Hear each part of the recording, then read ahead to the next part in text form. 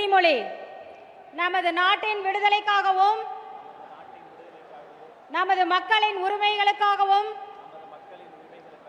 தமிழ் மண்ணிலிருந்து தீரத்துடன் போராடி உயிர் நீத்த எண்ணற்ற வீரர்களின் தியாகத்தை எப்போதும் போற்றுவேன்.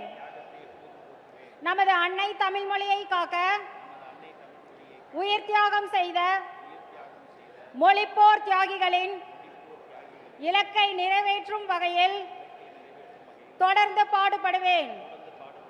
இந்திய அரசியலமைப்பு சட்டத்தின் மீதும் இறையாண்மை மீதும் நம்பிக்கை வைத்து அனைவருடன் ஒற்றுமை, சகோதரத்துவம், மத நல்லிணக்கம், சமத்துவம் ஆகியவற்றை பேணி காக்கின்ற பொறுப்புள்ள தனி மனிதராக செயல்படுவேன்.